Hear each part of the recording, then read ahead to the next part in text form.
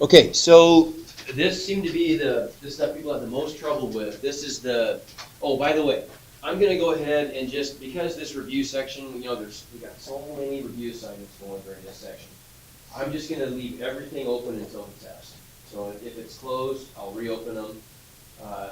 If you're, that way you don't have to follow, just get them done. I don't care if you follow this specific, or, breadcrumb trail that I left in the calendar. Just make sure that by the time we take the test, you get all these things done. Okay, so we're looking at, it's possible by the end of the week we might start the test, but I'd say probably more likely we're looking at like, next week, midweek next week, I think. And I'll put a review up and all that stuff before we get there. Okay, so something like this. These seem to be tougher problems for people, where we're solving this equation that's got more than one type of variable in it. We're solving it for u. All right, so and here's the thing, there's not just one way to do this. There are multiple paths you could take. I wouldn't even say that one's necessarily better than the other, but I just want you to get familiar with how you could get to the answer following a path, a reasonable path. So what's one thing maybe we could do here? Some suggestions. What do you think? Okay, that's good. That's one thing we could do. So there is a single u up there, so technically we could isolate it by reversing order of operations. But maybe we want to simplify a little bit first. That's fine. Remember that when we simplify, we go in that direction, and when we isolate, we go in that direction along our order of operations tree. But let's do that. Let's distribute the 6 and see what happens. So if I distribute the 6 to both parts of the left side, what's 6 times negative 5u? Good. 6 times 5/3. It's gonna be 10, isn't it? Because I'm gonna get 6 times 5 is 30 over 3 reduces to 10. Or we could simplify, 6 over 3 is 2, either way. What about over here? 2 times negative 12. 2 times negative r. Negative 2r. Okay, so now here's the u. That makes things a little easier. That's probably worthwhile to do. So now the steps we go through to get the u by itself. So let's isolate. So we start at the bottom. Is there anything that we need to add or subtract to get everything away from the u? What do you think? Our goal, remember, we're going to isolate the u, so think about this visually. We want to just push everything to the other side of the equation, so we're only left with the u on the left side. So what's the first add or subtract step that we can do? Subtract 10. Yeah, okay. So first step, subtract 10, that's good. So that gives us then negative 30u on the left, negative 34 minus 2r on the right. So we check that step off. Multiply, divide. Divide? Okay, good, because the u is being multiplied by negative 30, so we got to get rid of that by dividing. Now there is an alternate way to think about that. In this case, it works fine to just say divide by negative 30, but I could also think about that as multiplying by negative 1/30th also. Okay, but let's go ahead and think about it as dividing. So that cancels the negative 30. And then we're left with, we got our u by itself. Now what about over here? Okay, so what happens when you've got a big fraction like this? Here's my recommendation.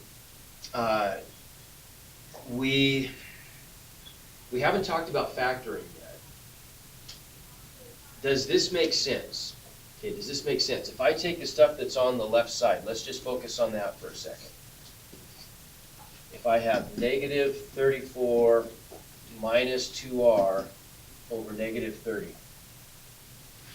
We'll review this stuff later. And I'm going to do this a different way, so don't panic if this isn't crystal clear. But I just want to see kind of where we are on this. Does anybody see on the top, is there anything I could factor out of the top? Same as undistributed. Okay, I could undistribute a 2, and while we're at it, let's undistribute a negative 2. Okay? If I did that, if I undistributed a negative 2, so that's, we'd say in math, we'd say we factor out a negative 2, what's left behind? Not 15. You're on the right track, though. What is it? Heard somebody say it. Think about this. If I were to distribute the -2, what would I need to multiply by to get -34?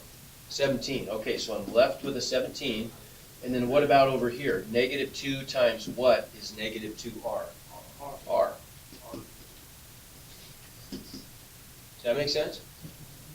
Okay, what's the advantage of that? Well, now look what we've got. Now we've got this, I've got 2 factors on the top, and I've got 1 factor on the bottom. I can reduce these like factors, right? -2 over 30 reduces to what? Negative over negative is positive, right? And I'm going to get, 1 and 15. And so this whole thing would just equal 1 times 17 plus r is just 17 plus r. And then I've got a 15 on the bottom. Okay? So that's one way we can get there. We could simplify the right side. Okay? Here's another way. And for now, maybe this is a better way. So we could factor and then reduce. We could also just break this up into separate fractions. I've got a common denominator of -30, but let's just split it into 2 fractions, each having a denominator of -30, instead of writing it as 1 with a common denominator.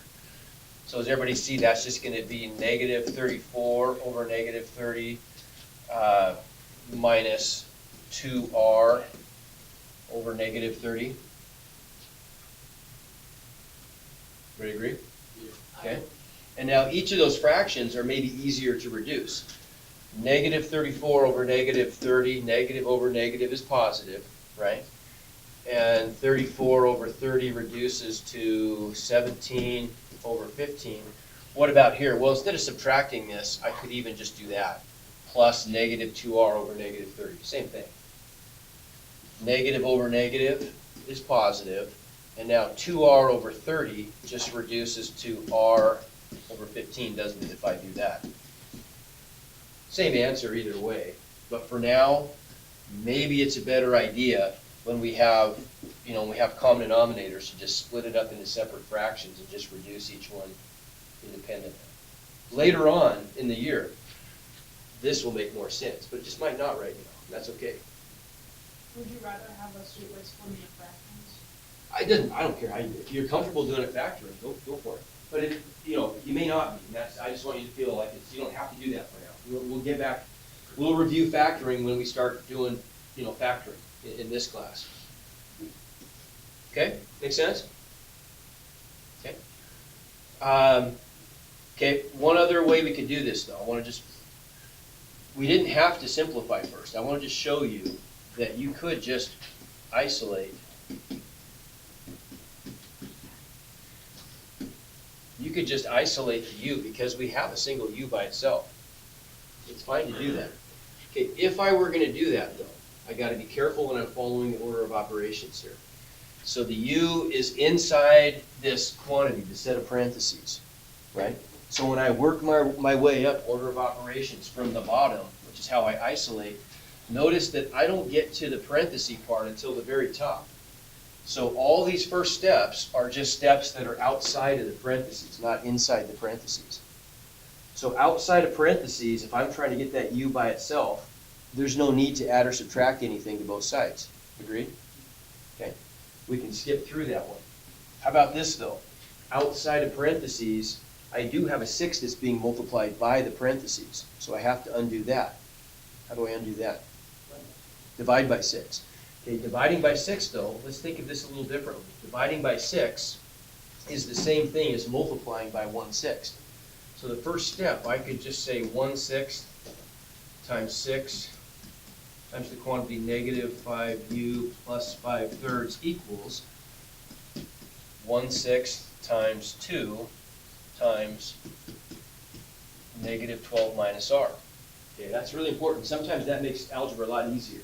Instead of dividing by something, just multiply by the reciprocal. So everybody sees the 1/6 and the 6 cancel. That was the whole point, right? How about over here? 1/6 times 2 is what? 1/3. So on this side, I'm going to get a 1/3 times negative 12r, or negative 12 minus r. And on this side, I've just got negative 5u plus 5/3. I don't need the parentheses anymore because nothing's being multiplied outside anymore, right? Let me pause there. Questions? Okay? Now what?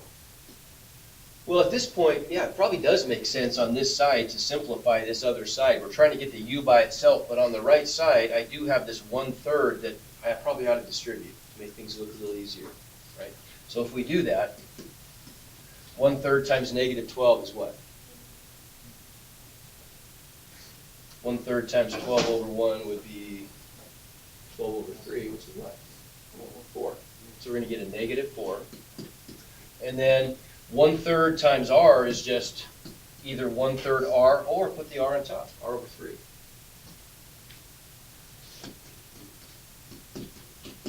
Okay, now what are the last two steps to get that u by itself? Okay, I got to subtract the 5/3. Now I'm inside the parentheses. When I finally get up to the top and I go inside the parentheses, then I just have to follow those steps again, inside the parentheses in that order, right? So we'll subtract 5/3.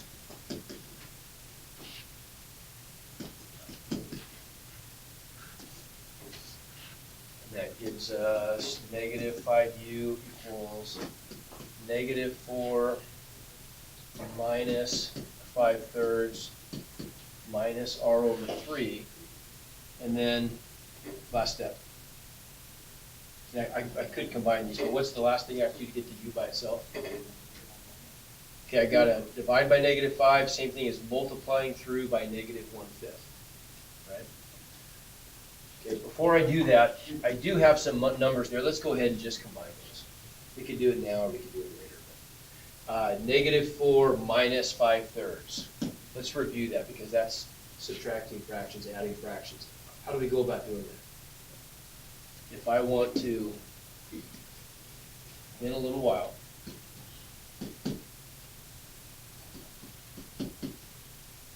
if I want to just take this part right here and simplify it, when I add or subtract fractions, what do I always have to get?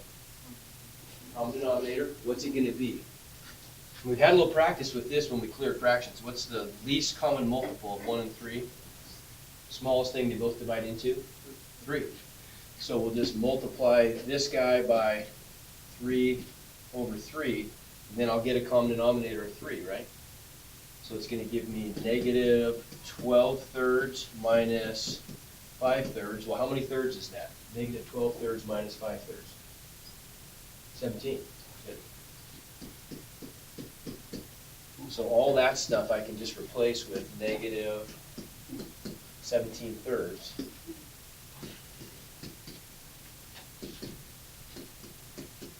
Okay, and last step. You guys already told me last step I got to get rid of that negative 5. So I can just multiply each side by negative 1/5, right? Or divide by negative 5, same thing.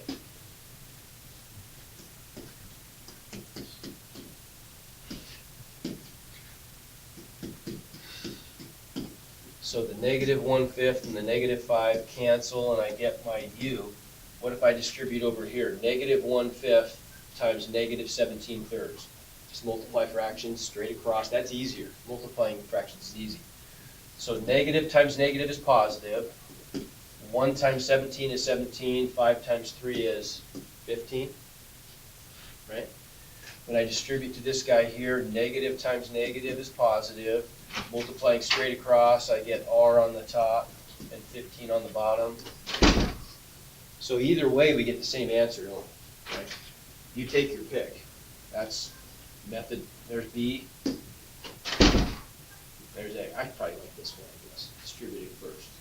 Seem a little bit easier. Not too different though. All right. So for today, what I want to look at today, we'll look at just a couple quick examples, and then hopefully there'll be at least a little time for you to work on this stuff. So writing linear equations. So I'm going to look at maybe 3 examples or so where you're given information and we want to write the linear equation that goes with that, the slope-intercept form. This one's pretty easy, right? Our goal always on these is we want to come out with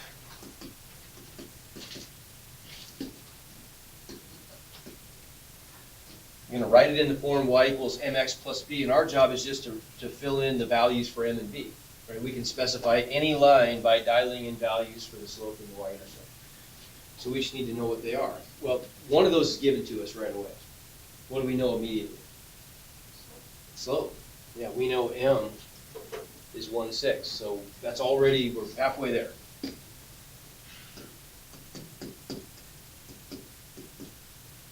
But we still don't know b. I think this is how you guys did this in Algebra 1. Pretty sure. I think it's the easiest way to do it. How can I find b?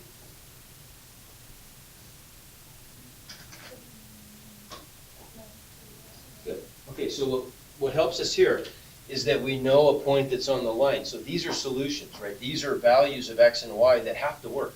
Every point that's on the line has to satisfy the equation. That's why it's a point on the line. We'll talk more about that later. But we know that we can borrow these x and y values to solve for b. You see what that does? Right now, it looks like there are 3 unknowns in this equation, x, y, and b, but I have to only have one unknown. If I have a single unknown, then I can just isolate it and solve, right?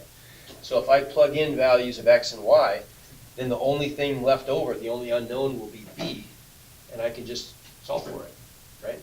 So if we plug in 6 for x, and we plug in 9 for y, we get 9 equals 1/6 times 6 plus b. What's 1/6 times 6? 1. What's b? 8. So we got b, we've got m, so then all I've got to do is go back to my original equation and fill them both in. So y equals 1/6 x plus 8. Piece of cake, right? So one step harder, what about something like this? This time they don't give us the slope directly, they just give us 2 points. Okay, so we have 2 points, we can always easily calculate a slope, right? So it's one extra step here, but otherwise it's the same problem we just did.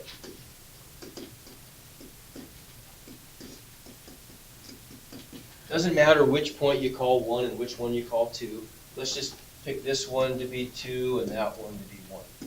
So then what am I going to, if I fill in the blanks here, what am I going to get? John, what goes on top? y2 minus y1. That's what minus what? So here's, this is, we're calling this point 1. So that's x1, y1. This is point x2, so that's x2, y2. So y2 is 1, right? What am I subtracting from it? Negative 19. So 1 minus negative 19. Good. What about the bottom? Minus negative 12. Good. So then subtracting a negative is adding. So 1 minus negative 19 is 20. What about the bottom? 4 would be plus, wouldn't it? Right? Because we're subtracting a negative. So 16. What's that reduced to? 5/4. So we're halfway there. We got m. And all we got to do is solve for b by plugging in one of those points.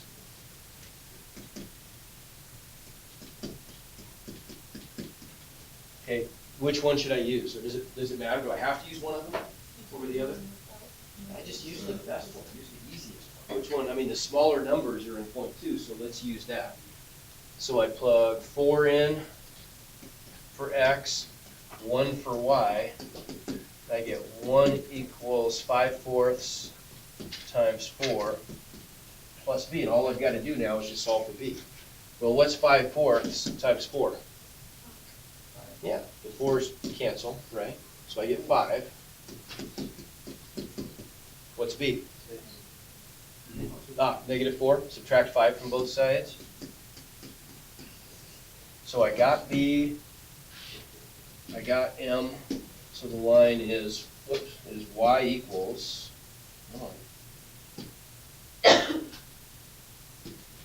m x plus b. Plugging it into b. Okay, no biggie. I'm going to give you a really hard one though. How about that? It's actually not that much harder, just a little bit of extra work.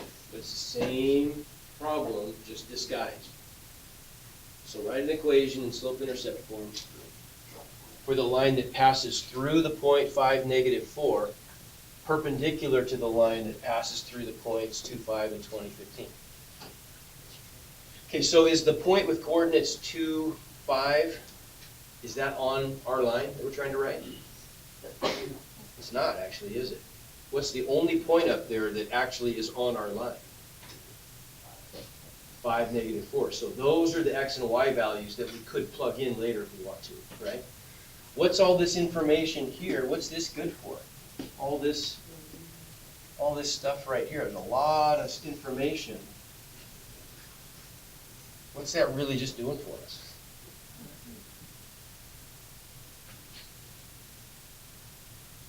Tells us that our line is perpendicular to a second line, some different line that passes through those other two curves. Why is that useful? You can find the slope of those two given points and Okay, so if we could calculate the slope of this other line, and ours is perpendicular to it, that actually allows us to find our slope, doesn't it? Right? Perpendicular lines have slopes that are what? Opposite reciprocals. Okay, so let's go ahead and find the slope of the purple line up here. So that's the perpendicular side, right? So I'll just call it n perpendicular. We don't have to do that. What do I get? What minus what over what minus what? Over, so that gives us what, 10/18? What's that reduced to? 5/9. So then what does that mean that our slope needs to be? If that's the slope of the line that's perpendicular to ours, what's our slope? -9/5. Okay, and we know a point that our line goes through, so this is just like the first problem now, right?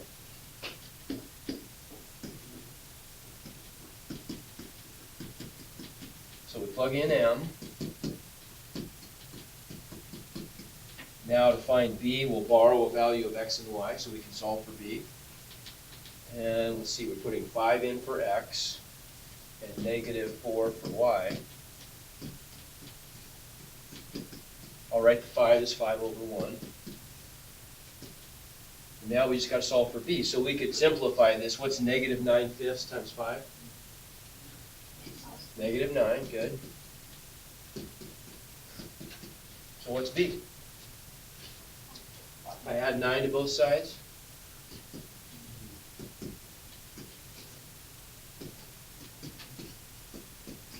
So I've got B, I've got M, so my slope is y equals mx plus b, right? Piece of cake. How much time we got? 5 minutes? Okay. I'm gonna get the Chromebooks. Get a little bit now, please.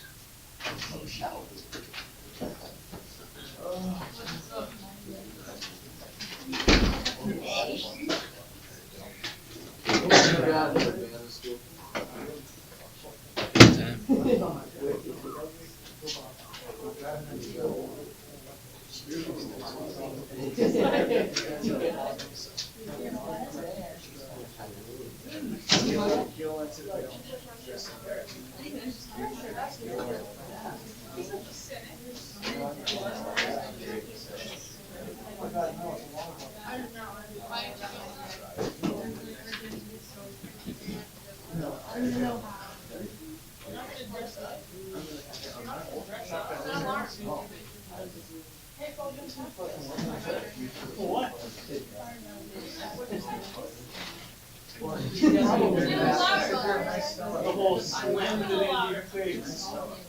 Probably not gonna